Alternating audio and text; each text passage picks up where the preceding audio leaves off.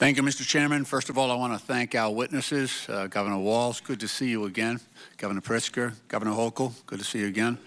Ms. Perryman, thank you for your willingness to come before this committee and help us with our work.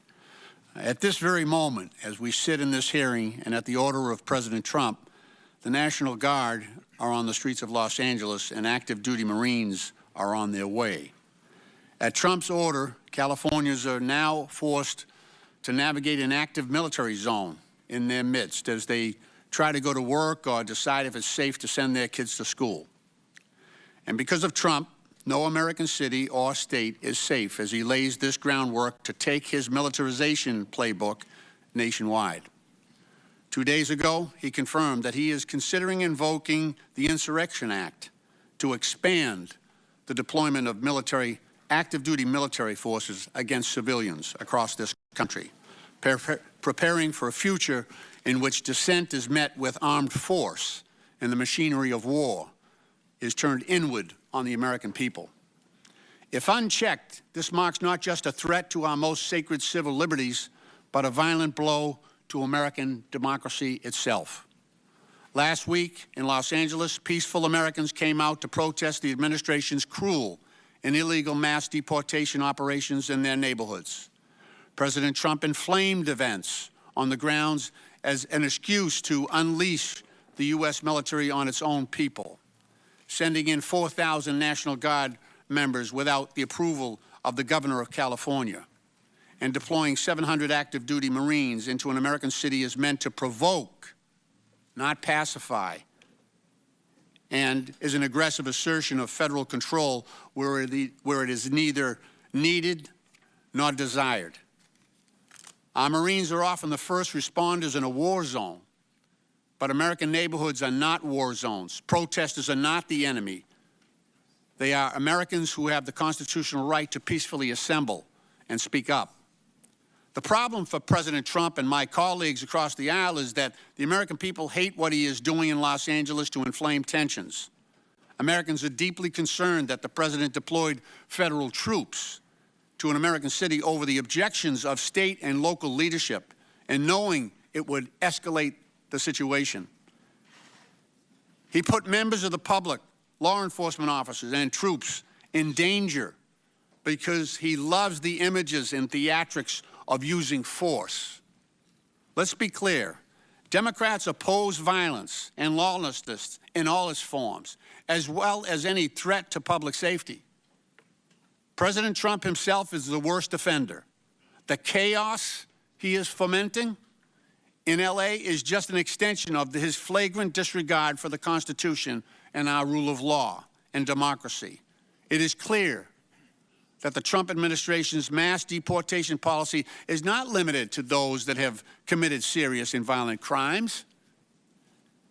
It also includes children who are U.S. citizens, immigrants with legal status, and even international students. On February 4th, President Trump deported a 10-year-old girl, a U.S. citizen who was recovering from brain cancer while traveling to Houston for an emergency hospital visit. This 10-year-old girl was detained and deported with her undocumented parents and 4 siblings, 3 of whom were also born here in the United States. Her parents have no criminal history, and what's going to happen to her, an American child, now that she can't see her expert doctors, is unknown. Trump deported another U.S. citizen, a 2-year-old toddler from Fort Lauderdale on February 21st, deported to Brazil. But because she is not a citizen or resident of Brazil, she had to enter the country as a tourist, which leaves her unable to access key programs like pediatric care and daycare or school. Are our cities safer now that this 10-year-old girl and the 2-year-old toddler are gone? U.S. citizens, both of them? In Austin, Texas, a husband and wife were recently detained after a routine traffic stop.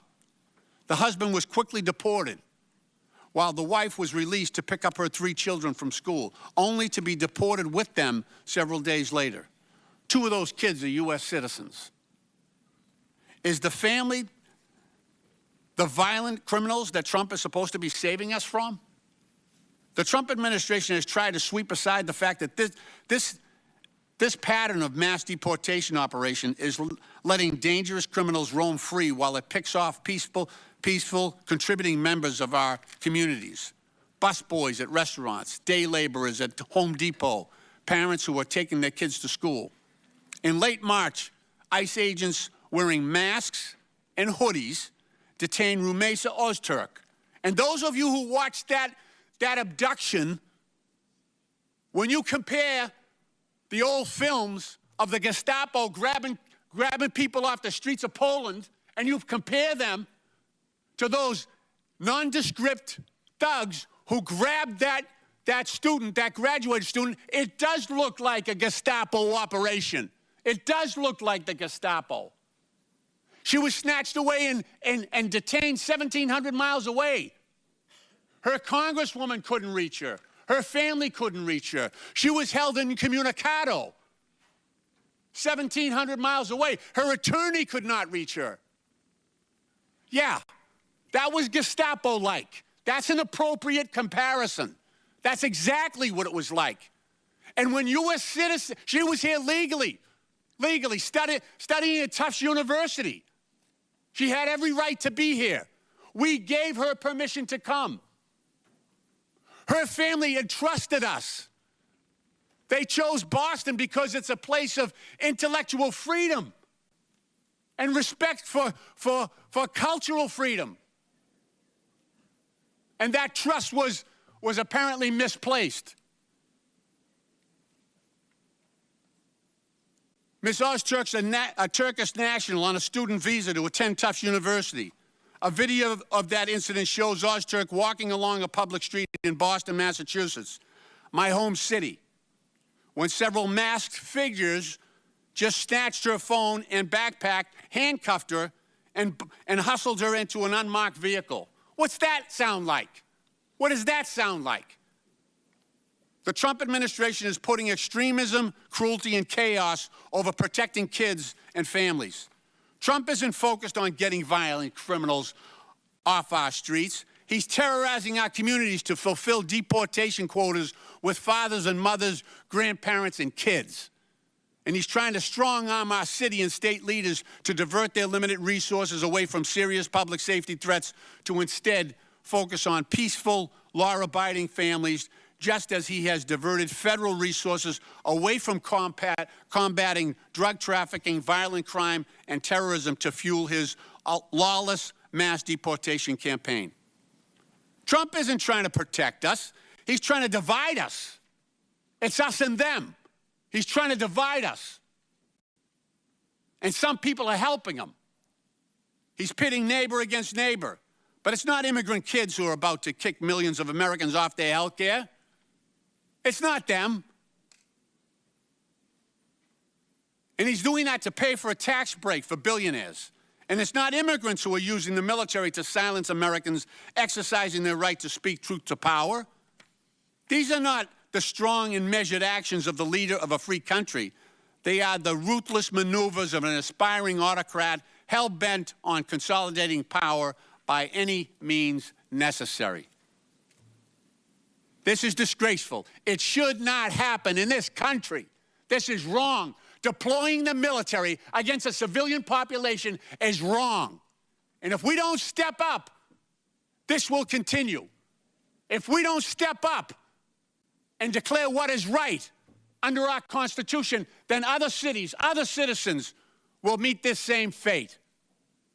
I'm proud of my Democratic colleagues who are willing to stand up to this thuggery.